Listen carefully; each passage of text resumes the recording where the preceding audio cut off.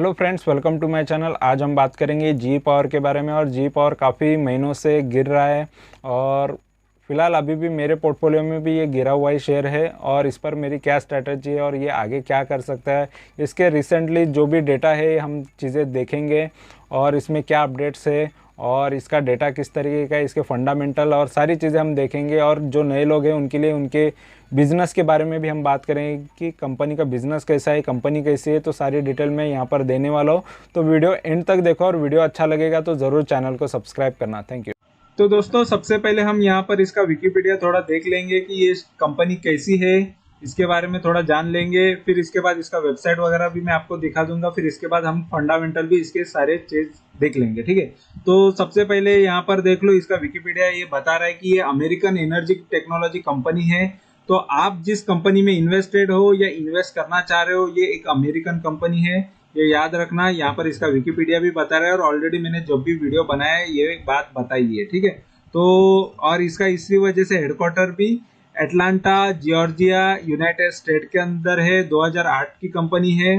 और यहाँ पर इसका थोड़ा वेबसाइट पे भी लेके चलता हूँ, आपको दिखा देता हूँ। तो ये देखो, यहाँ पर अमेरिकन ही लोग दिखेंगे जो इनके फैक्ट्री में काम कर रहे हैं। और जी गैस पावर भी बना रही है, स्टीम पावर भी बनाती है, हिटाची न्यूक्लियर एनर्जी भी बनाती है, जी पावर कन्वर्जन भी यहाँ पर कुछ करती है और कंसल्टिंग भी करती है। तो ये टाइप का इनका ये मेन बिजनेस है। सभी डिटेल आपको इसके वेबसाइट पे एक एक करके आप देख सकते हो कंप्लीटली, ठीक है। तो यहाँ पर मैं जस्ट शॉर्ट इंट्रोडक्शन ये कंपनी के बारे में दे रहा हूँ। और ऑलरेडी पावर कंपनी है और अमेरिकन कंपनी, ये आपके दिमाग में रखना। और यहाँ पर मेन यहाँ पर इसका अभी शेयर कैसा है ये जरूरी होता है, क्योंकि इन्वेस्टर इन्वेस्ट करने में पहले शेयर को देखते हैं, बाद में सारी चीजें देखते हैं। लेकिन यहाँ पर मैं पहले कंपनी के बारे में जानता हूँ और उसके बाद ही इन्वेस्ट करता हूँ, ठीक है। तो ये कंपनी में मैं ऑलरेडी इन्वेस्टेड हूँ और यहाँ पर इसका NSE BSE दोनों पर ये शेयर ट्रेड होता है। अभी 136 137 के आसपास का इसका भाव चल रहा है और ये 125 का ये लो मार चुकी है ये कंपनी और 363 का हाई मार चुकी है, ठीक है। तो काफी इसने हाई से ये गिर चुका है, ठीक है। तो काफी ज्यादा गिर चुका है 363 के हाई से। और इसमें जस्ट अभी एक ही स्ट्रेंथ बचा है और बाकी 16 वीकनेसेस है। तो इस वजह से काफी लोग पैनिक हो जाएंगे कि यार काफी कंपनी में नुकसान ही यहाँ पर आपको देखने मिलेगा। और यहाँ पर मैं बता दूं, स्ट्रेंथ की बात करूं तो एक ही स्ट्रेंथ है जो है यहाँ पर जीरो प्रमोटर प्लेज। प्रमोटर ने कोई भी शेयर प्लेज नहीं रखे, ये भी मैं चीज आपको यहाँ पर दिखा देता हूँ। जस्ट शॉर्ट में आपको तुरंत दिखा देता हूँ। तो यहाँ पर आपको कोई भी शेयर प्लेज में नजर नहीं आएंगे, तो प्लेजिंग नहीं है। 68% प्रमोटर के पास है और प्रमोटर ने कोई भी शेयर प्लेज किया हुआ नहीं है, ठीक है। तो ये एक चीज अच्छी होती है। तो प्रमोटर के वजह से ये शेयर अभी भी एक चीज पॉजिटिव है, लेकिन बाकी चीजें वीकनेसेस में आ रही है। Mutual fund decreases their share holding. तो शेयर लास्ट क्वार्टर में तो म्यूचुअल फंड ने शेयर्स बेचे हैं, ये भी मैं आपको दिखा देता हूँ। म्यूचुअल फंड शेयर्स बेचा है और यहाँ पर मैं डायरेक्टली आपको लेके चलता हूँ स्क्रीनर पे। तो म्यूचुअल फंड ने बेचे हुए शेयर्स आपको मैं यहाँ पर डायरेक्टली दिखा देता हूँ। तो यहाँ पर आप देख सकते हो कि म्यूचुअल फंड ने शेयर्स यहाँ पर थोड़े बहुत बेचे। तो DIs में यहाँ पर म्यूचुअल फंड आते हैं तो थोड़ा बहुत शेयर्स बेचा हुआ है। 15 पॉइंट यानी 15.49 था तो 15.47 हुआ, तो 0.2% के शेयर्स बिक गए हैं। तो इस वजह से ये क्वार्टर में शेयर्स बिके हुए हमको नजर आ रहे। और वैसे भी यहाँ पर लेकिन सितंबर से दिसंबर के क्वार्टर में शेयर्स उन्होंने बढ़ाए भी थे, ठीक है। तो थोड़ा सा हल्की फुल्की यहाँ पर शेयर्स में सेलिंग हमको देखने मिली है। लेकिन ये एक चीज हमको यहाँ पर वीकनेसेस में बता रहा है। और अपॉर्चुनिटीज की बात करेंगे तो पॉजिटिव ब्रेकआउट बता रहा है, थर्ड रेजिस्टेंस। तो ये चीज क्या होती है कि ये एक पॉजिटिव संकेत होता है कि ये शेयर ऊपर जाएगा। तो ये रेजिस्टेंस तोड़ रहा है ऐसा हमको ये नजर आ रहा है, ठीक है। तो ये ऊपर की तरफ जा रहा है और ये फर्स्ट रेजिस्टेंस की बात कर रहा है। तो यहाँ पर ये फर्स्ट रेजिस्टेंस है 137 का, फिर ये तोड़ेगा, फिर ये तोड़ेगा। तो ये ऊपर की तरफ जाते हुए ये शॉर्ट टर्म के लिए नजर आ रहा है, ठीक है। तो रेजिस्टेंस 3 की बात हो रही है, तो रेजिस्टेंस 3 भी टूट जाएगा। यहाँ पर आप 139 का इसने हाई मार चुका था, तो ये रेजिस्टेंस 3 की बात है। तो यहाँ पर आप देख सकते हो कि इसका रेजिस्टेंस 3 ऑलरेडी तोड़ चुका है, ठीक है। तो ये रेजिस्टेंस यहाँ पर आप देख सकते हो 139.42 का था। ये रेजिस्टेंस तोड़ के फिर रेजिस्टेंस इसका ये टूटने के बाद फिर रेजिस्टेंस ये 3 भी टूट जाएगा, यहाँ पर ये वाला रेजिस्टेंस टूटता हुआ हमको नजर आ रहा है। फिर ये बाकी के भी रेजिस्टेंस टूट जाएंगे। ये ऊपर की तरफ जब शेयर जाता है तो उसके लिए ये बताया जाता है ये अपॉर्चुनिटी, ये शॉर्ट टर्म या ये 2-3 रुपए के पॉइंट्स के लिए या 2-3 रुपए हमको मिलने के लिए, उतना शॉर्ट के लिए, ये ट्रेडिंग के लिए ये सही होता है। नहीं तो लॉन्ग टर्म के हिसाब से देखा जाए तो इसको ना देखते हुए हम फंडामेंटल को ज्यादा प्रेफर करना चाहिए।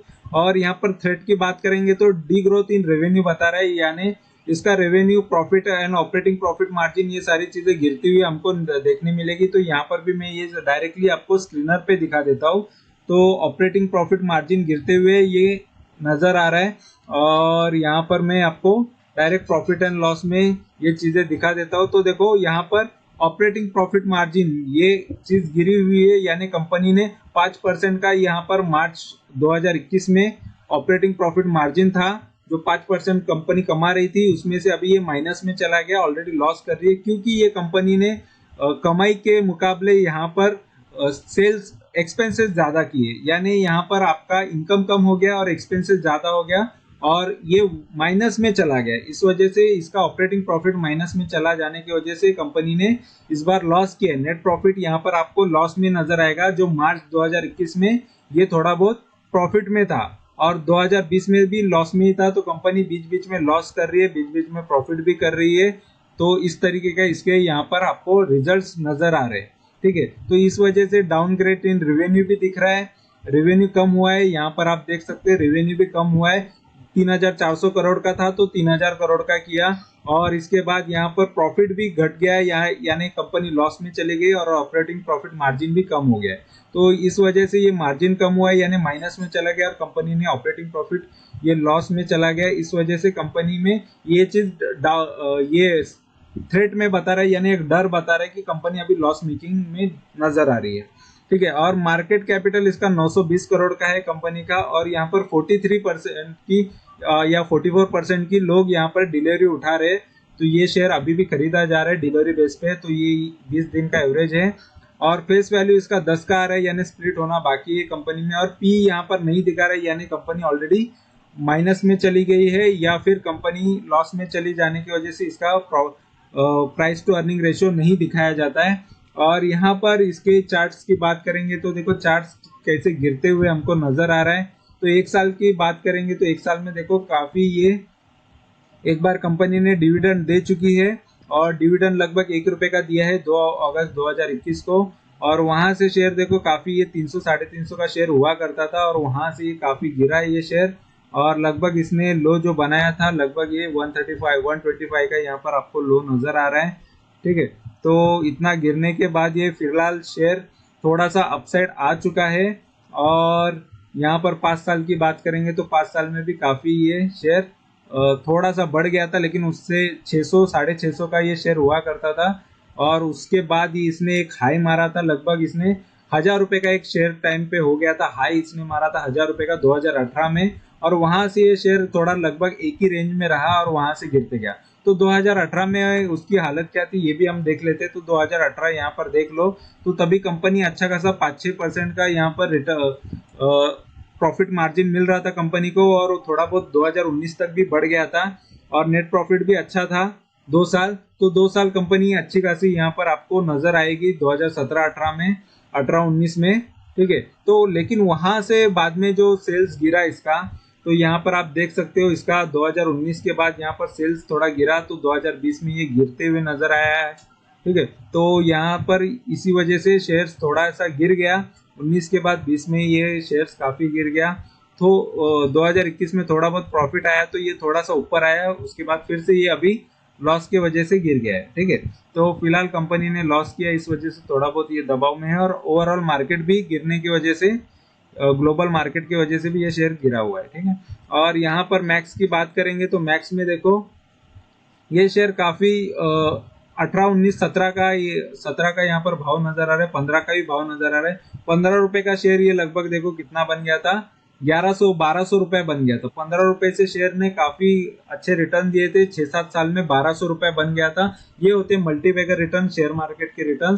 तो ये रिटर्न इसने दिए थे, इसके पुराने इन्वेस्टर्स को, और उसके बाद ये काफी गिर गया, यानी लगभग ये कब से 2007 के बाद 2008 की मंदी में ये काफी गिर गया। ऑलरेडी ये मंदी ग्लोबल मंदी थी और जिसके वजह से शेयर का भाव बन गया था 192, तो काफी ये शेयर करेक्ट हुआ था। उसके बाद फिर से रिवर्सल आया था, जिसने जिसने ये भाव पे खरीद लिया उसको अच्छे खासे रिटर्न्स दिए, इसने 900 रुपए का भाव चला गया था। फिर उसके बाद फिर से डाउन आया था, फिर से यहाँ पर एक ही रेंज में चलने के बाद फिर से अपसाइड भी दिखाया इसने, अप एंड डाउन काफी दिखाया हुआ है ये शेयर ने फिलहाल तो, और उसके बाद फिर से ये डाउन साइड में आ गया। ठीक है, तो इसकी जर्नी हमने देखी है तो काफी अप एंड डाउन ये शेयर में देखने मिला है, लेकिन पुराने इन्वेस्टर को इसने एक टाइम पे बहुत अच्छे रिटर्न्स ये दे चुका है। और यहाँ पर हम देखेंगे इसके और प्राइस एंड वॉल्यूम में, तो देखो रिटर्न्स काफी नेगेटिव है। 3 साल में तो 83% गिर चुका है, एक साल में ये 59% गिर चुका है। YTD यानी जनवरी से अभी तक ये लगभग 45-46% गिरा है। 3 महीने में लगभग 6-6.5% गिरा है। एक महीने में 22% गिर चुका है, 22-23%, और एक हफ्ते में जस्ट 4-5% का रिटर्न इसने दिया है। और इसके सेल जो डाउन हुए हैं मार्च के, यहाँ पर आप देख सकते हो 36% के सेल्स डाउन हुए। ये सेल्स काफी गिरावट आने की वजह से ये शेयर्स काफी गिरते हुए हमको नजर आ रहा है। और यहाँ पर नीचे हम इसके फाइनेंशियल देखेंगे तो रेवेन्यू देखो कंटिन्यूसली बढ़ रहा था, लगभग 4 साल तक तो रेवेन्यू अच्छा खासा बढ़ा, लेकिन 2022 में इसका रेवेन्यू कम होते हुए हमको नजर आया है, यानी इसका सेल काफी कम हुआ है। लेकिन और कंपनी एक टाइम पे देखो कंटिन्यूसली प्रॉफिट में थी, अभी फिलहाल ये कंपनी नेट लॉस में यहाँ पर नजर आ रही है।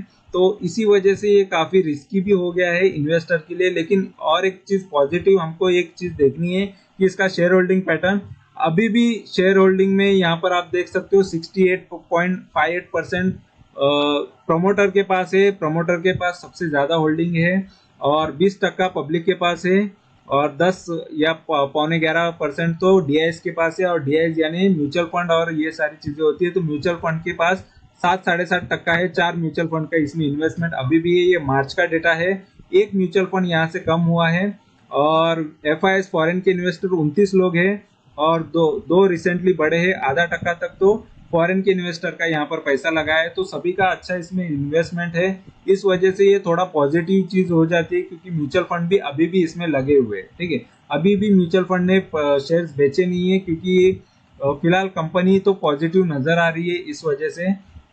ठीक है, तो यहाँ पर हमने ये जो चीजें देख ली, अभी यहाँ पर थोड़ा डिटेल में यहाँ पर और भी डेटा देख लेते हैं। तो यहाँ पर आप देख सकते हो इसमें प्रॉज एंड कॉन्स भी मैं दिखा दूंगा। तो इसके प्रॉज एंड कॉन्स में खाली कंपनी ने रिड्यूस डेट किया है, यानी कर्जा कम किया है, यहाँ पर मैं दिखा देता हूँ। तो कंपनी ने कर्जा कम किया है, यहाँ पर इसके बैलेंस शीट में दिखा देता हूँ। तो कंपनी का जो बोरोविंग है वो थोड़ा कम होते हुए नजर आया है। तो 316 करोड़ का कर्जा था, 226 हुआ है। 2020 में 599 का था। तो कंपनी 3 साल से कंटिन्यू कर्जा कम करते हुए आ रही है। तो एक चीज है पॉजिटिव है, इस वजह से कंपनी में रहा जा सकता है। 1000 करोड़ का तो रिजर्व में पड़ा है इनके पास पैसा, तो ये भी एक चीज अच्छी है। ठीक है, तो कंपनी तुरंत कभी भी इसका लोन चुकता कर सकती है, ये हमको नजर आ रहा है।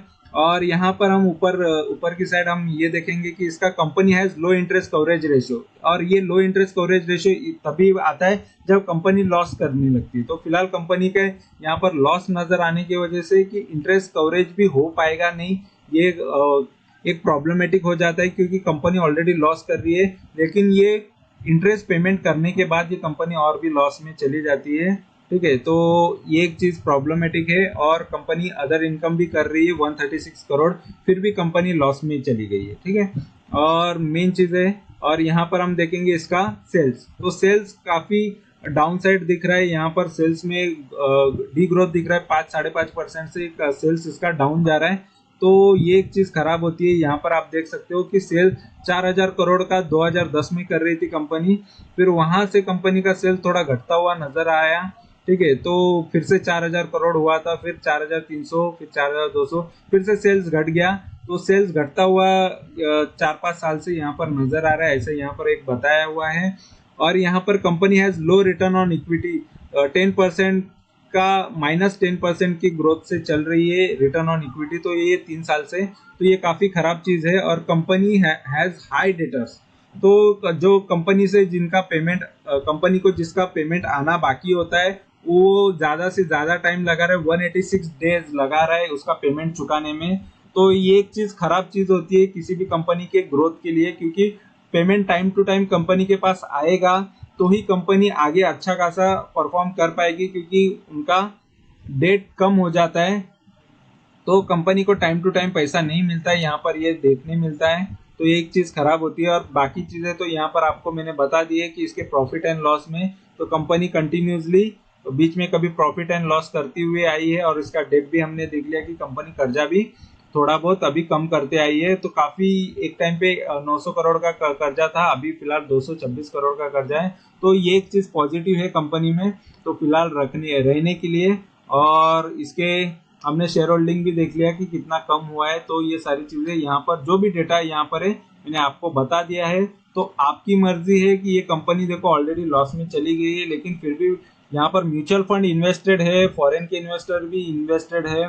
तो ये डेटा को देखते हुए आप भी अगर इन्वेस्टेड रहना चाहते हो तो रह सकते हो, लेकिन फिलहाल मैं भी इन्वेस्टेड हूँ और मैं ये शेयर में से भी प्रॉफिट लेके जरूर दिखाऊंगा। ऑलरेडी मैंने बहुत सारे शेयर्स में से प्रॉफिट लेते हुए मैंने वीडियोस डाले हैं। सभी शेयर्स में से जो ज्यादा से ज्यादा गिरे, फिर भी ये शेयर ज्यादा गिरा नहीं है मेरे पोर्टफोलियो में से, ठीक है।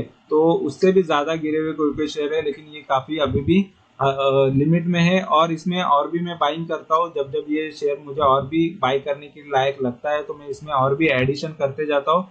तो ये मेरा रिव्यू है इसके बारे में। तो आपको जो सही लगे, आप इसमें इन्वेस्ट करना है तो कर सकते हो, होल्ड करना है तो कर सकते हो, तो या नए शेयर्स ऐड करना है तो कर सकते हो। ये आपका पॉइंट ऑफ व्यू होता है, आपकी मर्जी होती है, क्योंकि ये आपका कैपिटल है, आपको आपका कैपिटल सेव करना है या नहीं करना है उस हिसाब से सोचो। लेकिन मेरे आप रिकॉर्ड देखोगे तो मैंने हर एक शेयर में से प्रॉफिट लेते हुए दिखाया है, और मैं एडिशन भी करते रहता हूँ। इस वजह से ज्यादा चांसेस होता है कि शेयर के प्राइस और डाउन में आते हैं और उसमें से मैं प्रॉफिट लेके ही निकलता हूँ, ठीक है।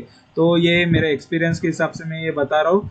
तो आपको वीडियो अच्छा लगा है तो जरूर चैनल को सब्सक्राइब करो, लाइक करो, कमेंट करो, दोस्तों के साथ शेयर करो। Thank you very much for watching my video. Thank you, bye bye.